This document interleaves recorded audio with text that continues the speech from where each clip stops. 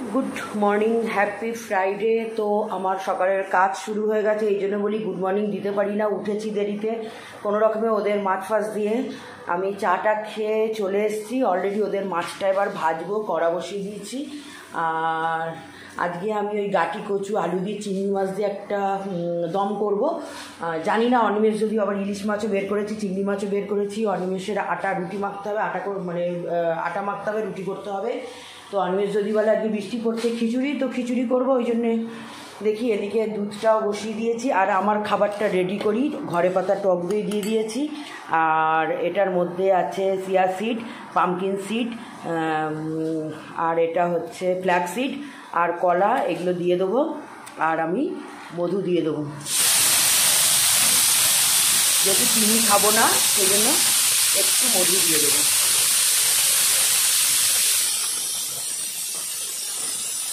এটা একটু ভিজিয়ে, এই সিডগুলো দিয়ে একটু ভিজিয়ে রাখতে হয়। তো অনিমেষ আস্তে আস্তে ওদের খেতে দিতে দিতে অলরেডি আধ ঘন্টা হয়ে যাবে।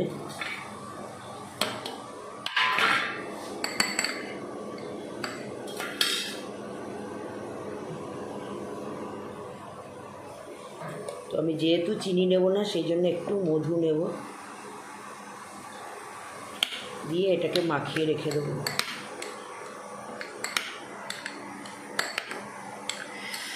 এটাই আমার আজকের ব্রেকফাস্ট। ও ওটস দিতে হবে, দাঁড়াও ওটসটা বের করি। তার মধ্যে ওটস তো দিয়ে দিয়েছি, এটাকে একটু মাখিয়ে রেখে দেবো।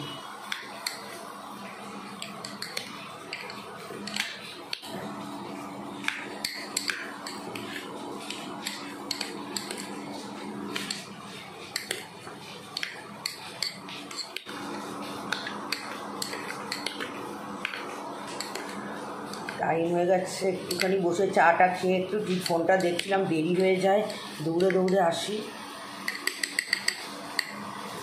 চলো এটাকে চাপা দিয়ে দিবে।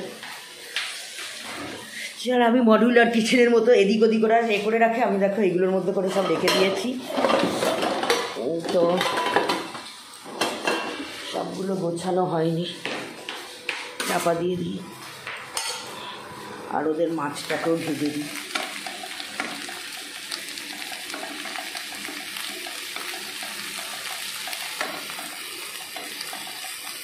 আমি অনিমেষকে বললাম এর থেকে এখানে যাও বা একটু তেল লাগছে ওদের মাছে, একটা এয়ার ফ্রায়ার কেনো, তাহলে ওটাতে আরও তেল কম লাগবে। আর এরা তো জাস্ট আমি 3 চামচ, ছোট্ট চামচে 3 চামচ তেল দিয়ে মাছ রান্না করি।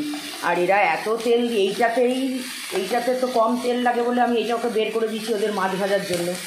আর এরা সব এত তেল দিয়ে দেবে, অনিমেষ বলে পুরো কাদা কাদা হয়ে থাকে, মাছ ভালো করে ভাজা হয় না, জোরে চালিয়ে দেয় নিজেদের কাজের সুবিধার জন্য। বোঝে না যে বিড়ালের এত তেল খাওয়া যায় না। কী বলবো, লোকের হাতে ছাড়লে তো কিছু করার নেই, নিজের মতো তো সব কিছু হবে না। তো চলো মাছ ভাজতে ভাজতে অনিমেষের আটাটা মেখে ফেলি, ওর আসার টাইম গেছে। তরকারি কালকে সীমা করে রেখে গেছে, সোয়াবিনের তরকারি করা আছে, গরম করে দেবো।